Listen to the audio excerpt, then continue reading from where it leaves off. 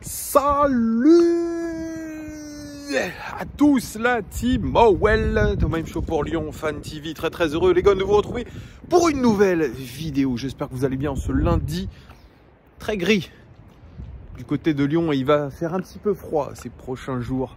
Couvrez-vous, mettez la petite écharpe, tout ça, etc.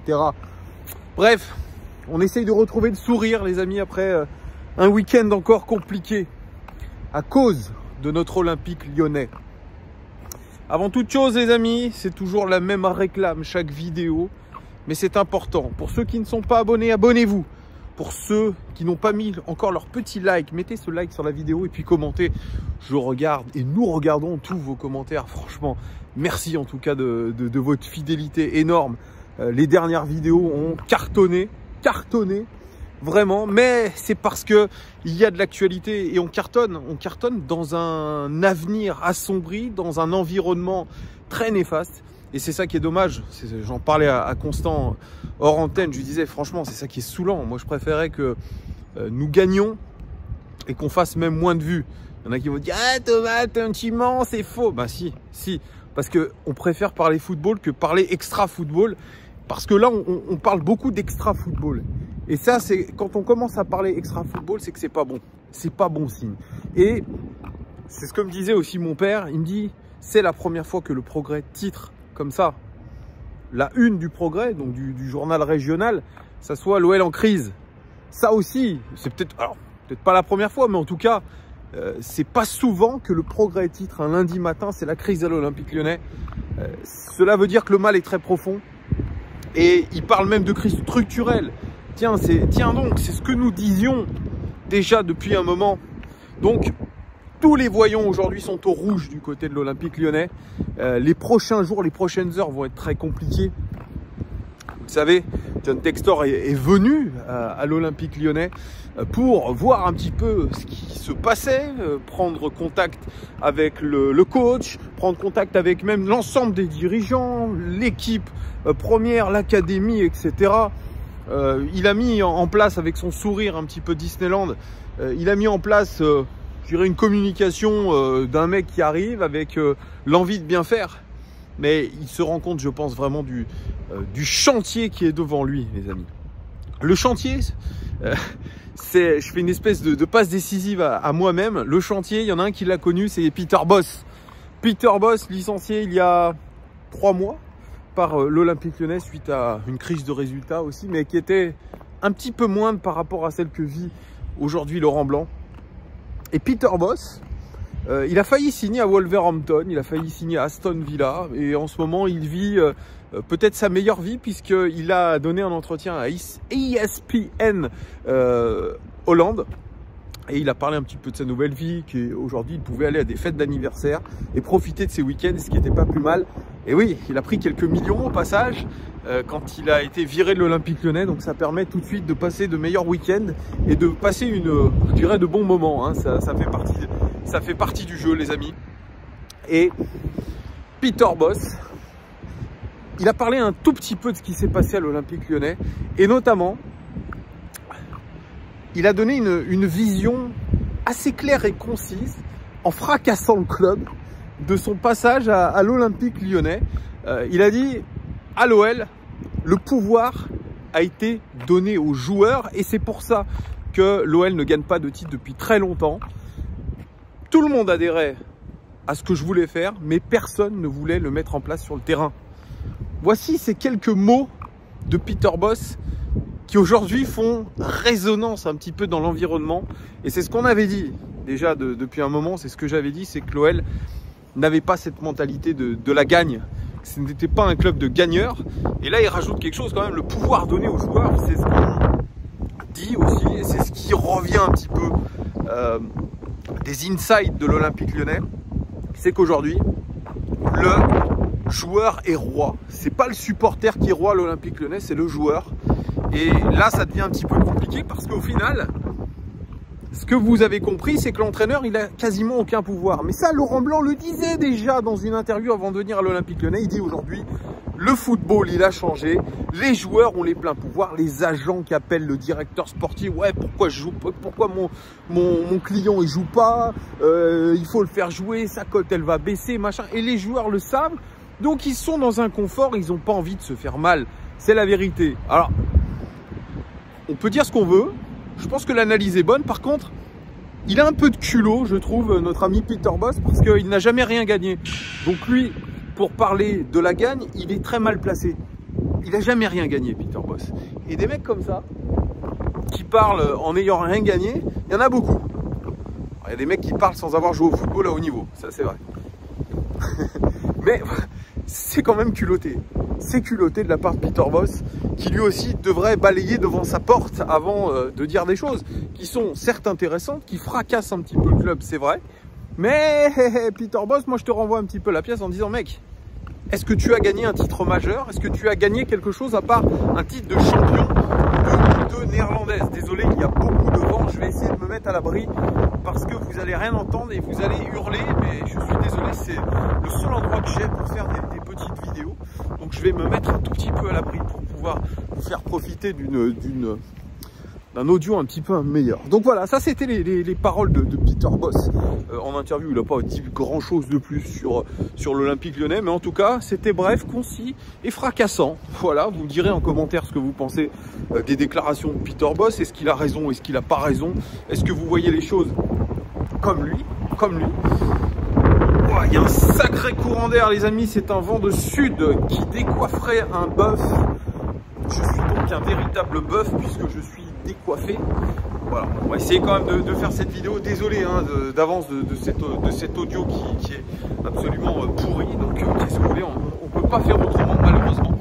C'est comme ça, nous sommes comme dans le sud de la France. Deuxième chose, et ça ce sont des propos rapportés par le journal L'Équipe. Ce sont les propos de John Textor, soi-disant.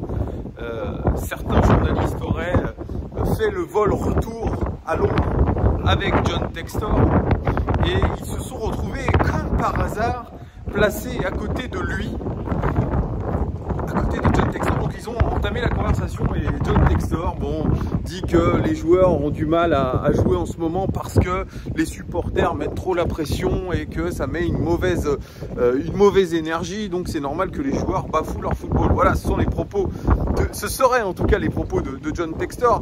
Il soutient Vincent Ponceau et Bruno Chiroux. Il a dit je suis d'accord avec Jean-Michel. D'ailleurs, petite séquence, j'espère que vous l'avez vu, je l'ai retweeté.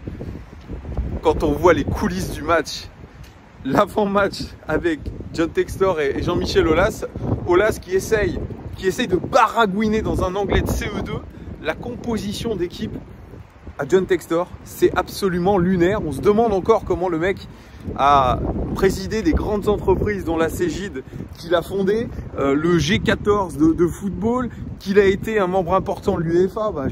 C'est lunaire. Même des négociations de joueurs, des négociations même dans la vente du club. C'est aujourd'hui on se demande comment il a fait le mec. Hein. C'est vraiment un prestidigitateur parce que le niveau qu'il a, comme je vous ai dit, c'est un niveau de CP, CE1 et encore. Même mon fils, qui est en grande section de maternelle, je pense qu'il parle mieux l'anglais que Jean-Michel Aulas. Ça aussi, c'est une honte internationale d'avoir un tel niveau de responsabilité et une telle non-maîtrise de l'anglais. Et on comprend mieux aujourd'hui pourquoi il voulait plutôt des coachs francophone et que Vincent Ponceau a dit oui mais dans le club la plupart des salariés eh bien ils parlent français donc il faut quelqu'un qui parle français. Ouais non mais enfin t'es dans un grand club côté en bourse, l'anglais c'est indispensable aujourd'hui dans les affaires, quoique vous me direz c'est peut-être pas si indispensable que ça de savoir parler anglais aujourd'hui. Il l'a prouvé Jean-Michel Aulas. Bref, ça c'était un petit aparté. Donc oui, John Textor qui est d'accord avec Jean-Michel Aulas, avec les gens entourant Jean-Michel Aulas, Vincent Ponceau il parle de quelqu'un de formidable. Est-ce que c'est vrai? Est-ce que c'est faux? J'en sais rien. Certains me disaient dans les commentaires, parce que je les lis, quand Jean-Michel Aulas parle du bien de ses entraîneurs, des gens qui l'entourent et il commence à les défendre, c'est que c'est mauvais signe. C'est pas faux non plus. C'est peut-être pas faux non plus. Ça aussi, vous me direz en commentaire si vous êtes d'accord avec ça.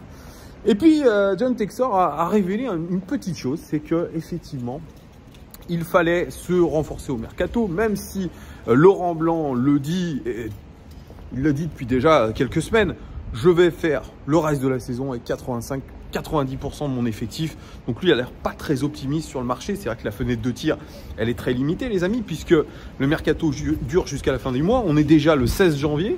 Donc faites un petit peu les comptes. Il reste qu'un jour pour agir. Et John Textor dit, on a ciblé avec Bruno Chéroux et Laurent Blanc un profil aujourd'hui que j'aimerais bien faire venir. Et je vais m'y engager, c'est-à-dire que je vais aller voir ce joueur. Est-ce que c'est un joueur qui est proche de, qui est à Crystal Palace? Parce qu'on sait que John Textor est copropriétaire de Crystal Palace. Alors, il y en a qui disent, ouais, c'est Zaha. Je suis pas sûr que ça soit Zaha. Il y en a d'autres qui disent que c'est Michael Olise, un franco-anglais qui a 21 ans, qui rentre dans la rotation de Patrick Vieira à Crystal Palace. Donc il faudra voir. Il y en a certains qui disent que c'est Lucas Touzard qu'il essaye de faire venir. Bref, on ne sait pas. C'est un secret de polichinelle. Est-ce que c'est un milieu? Est-ce que c'est un ailier? On ne sait pas trop. On ne sait pas trop aujourd'hui. On va peut-être savoir dans les prochains jours quelle est cette piste voulue par Laurent Blanc, Bruno Chéroux, et que va tenter de faire aussi John Textor. On le verra, on le saura ces prochains jours.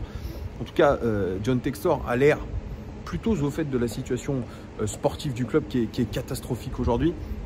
Et il dit, nous allons voir mi-février. Si mi-février, les choses n'ont pas changé, évidemment, ça sera très compliqué. Donc, déjà, si on écoute et on lit surtout les informations des journalistes de l'équipe, il y a déjà une deadline. Il y a déjà une deadline au 15 février où un premier point sera fait par John Textor sur la situation du club, voir si elle aura évolué ou non. Moi, comme je vous le dis, et je suis un petit peu d'accord aussi avec ce que dit Antoine des Éditos, on n'est pas sûr de finir la saison avec Laurent Blanc. Est-ce que ça sera un licenciement ou une démission? L'un des deux, mais je vois mal Laurent Blanc continuer si mi-février, l'OL a régressé et surtout n'a pas progressé. Donc, il va y avoir des choses qui vont être mises en place. Jean-Michel Aulas l'a promis.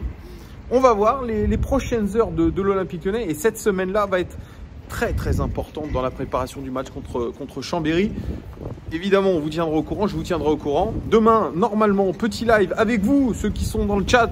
LFTV invite le chat, soyez nombreux, on vous fera passer à l'antenne, vous pourrez discuter de ce que vous voulez. C'est un peu le concept d'une radio libre, mais que pour vous. Donc, n'hésitez pas à venir demain. L'horaire, ça devrait être 21 h, à repréciser. Merci en tout cas de votre fidélité. N'hésitez pas à commenter cette vidéo, c'est très important, pour donner votre avis, me dire si vous êtes d'accord avec John Textor, avec Jean-Michel Aulas, avec Peter Bosz. Merci beaucoup, ça fait plaisir. On suit il y a des suiveurs de la chaîne un petit peu de partout, donc ça fait vraiment plaisir. J'en croise. N'hésite pas à venir, viens. Regarde un peu. C'est en direct live ça, enfin, c'est en direct live. Je vois ça. Regardez en direct live. Ça c'est un bon. Lyon Fan TV. Ça fait plaisir. Comment tu t'appelles? Thomas. Bah et voilà, je travaille ici tous les jours, j'espère te croiser. Donc ouais, voilà, je fais mes vidéos. Je sais. Ça fait plaisir. Tu vas nous parler, attends, je finissais la vidéo, mais tu vas nous parler un petit peu rapidement de la situation du club. Comment tu vois les choses, toi? Alors moi, c'est vrai que j'ai un avis un peu particulier. Je suis amoureux du foot, pas forcément amoureux de l'Olympique Lyonnais de manière très précise. Moi, je suis ça du coup d'un œil un peu extérieur et je vois ça à travers mes amis. Je peux que souhaiter du positif au club. J'espère qu'il s'en sortira plus grand. J'espère que Textor va amener quelque chose de suffisamment structuré pour relancer le club et lui permettre de revenir sur le podium là, à sa place dans les top 5 plus grands clubs en France. On est tous dépissés, tout simplement. Je crois que les supporters dépissés. Ouais. On est dépissés. Bah, moi je suis fan de Monaco, alors je sais, je sais pas. Pourquoi tu suis Lyon Fan TV? Alors qu'est-ce qui te motive Parce que moi justement je trouve ça, c'est ce qui manque un peu à notre club, cette passion, cette envie de transmettre, et vous êtes des personnes intéressantes et intéressées, donc moi ça me fait plaisir et je suis l'actualité Lyon à travers toi. On a des supporters monégasques, des supporters parisiens, des supporters marseillais qui viennent nous voir, donc c'est cool ça aussi. Et je vous invite à écouter le podcast de Juliano. Hyper intéressant, vraiment qui est super intéressant. Il s'inquiétait des retours, les retours sont hyper positifs. C'est top du... vraiment tu vois, ça, au moins, voilà, c'est hyper spontané. Merci beaucoup à Thomas. Avec plaisir. On va conclure la vidéo avec Thomas. N'hésitez pas, si vous me croisez, on peut parler comme ça, c'est très très cool. À très vite les gars, merci beaucoup. Ciao.